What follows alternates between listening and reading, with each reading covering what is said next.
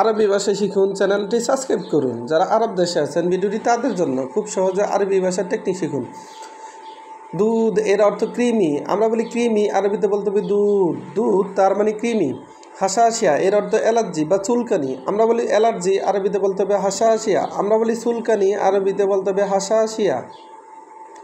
জুখাম এর অর্থ সর্দি, জুখাম এর অর্থ সর্দি, আমরা বলি সর্দি, আরবিতে বলতে হবে জুখাম। জুখাম এর অর্থ সর্দি বা জুকাম এর অর্থ সর্দি। কাহাহা এর অর্থ কাশি, কাহাহা এর অর্থ কাশি, আমরা বলি কাশি, আরবিতে বলতে হবে কাহাহা। কাহাহা এর অর্থ কাশি। ইসহাল, ইসহাল এর অর্থ ডায়রিয়া, ইসহাল এর অর্থ ডায়রিয়া, আমরা বলি ডায়রিয়া, আরবিতে বলতে হবে ইসহাল। আমরা বলি ডায়রিয়া, আরবিতে বলতে হবে ইসহাল। হারারা এর অর্থ জ্বর, হারারা এর অর্থ জ্বর, আমরা বলি জ্বর, আরবিতে বলতে হবে হারারা। আমরা বলি জ্বর, আরবিতে বলতে হবে হারারা। কাই এর অর্থ ভূমি, কাই এর অর্থ ভূমি, আমরা বলি ভূমি, আরবিতে বলতে হবে কাই। আমরা বলি বমি, আরবিতে বলতে হবে কাই। মাগস এর অর্থ পেট ব্যথা, মাগস এর অর্থ পেট ব্যথা, আমরা বলি পেট ব্যথা, আরবিতে বলতে হবে মাগস। আমরা বলি পেট ব্যথা, আরবিতে বলতে হবে মাগস। সুদা এর অর্থ মাথা ব্যথা, সুদা এর অর্থ মাথা ব্যথা, আমরা বলি মাথা ব্যথা, আরবিতে বলতে হবে সুদা। আমরা বলি মাথা ব্যথা, আরবিতে বলতে হবে সুদা। দুঃখা এর অর্থ মাথা ঘুরা, দুঃখা আবার এর অর্থ মাথা ঘুরা, মাথা ঘুরা এর আরবি হলো দুঃখা।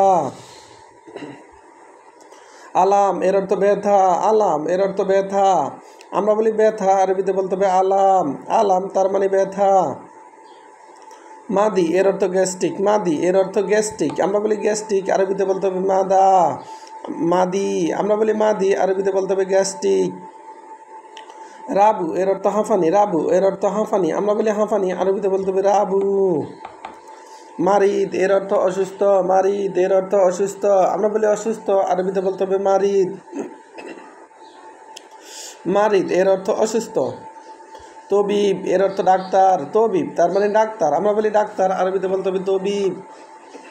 আবার দেখুন, আরবিতে বলতে হবে দুধ, বাংলাতে বলতে হবে কৃমি, কৃমি তার মানে দুধ। হাসাহাসিয়া এর অর্থ অ্যালার্জি বা চুলকানি, হাসাহাসিয়া এর অর্থ অ্যালার্জি বা চুলকানি। জুখাম এর অর্থ সর্দি, জুখাম এর অর্থ সর্দি, আমরা বলি সর্দি, আরবিতে বলতে হবে জুখাম, জুখাম তার মানে সর্দি। কাহাহা এর অর্থ কাশি, কাহাহা এর অর্থ কাশি, আমরা বলি কাশি, আরবিতে বলতে হবে কাহাহা। আমরা বলি কাশি, আরবিতে বলতে হবে কাহাহা।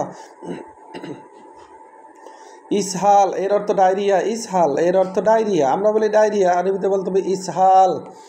ইসহাল তার মানে ডায়রিয়া।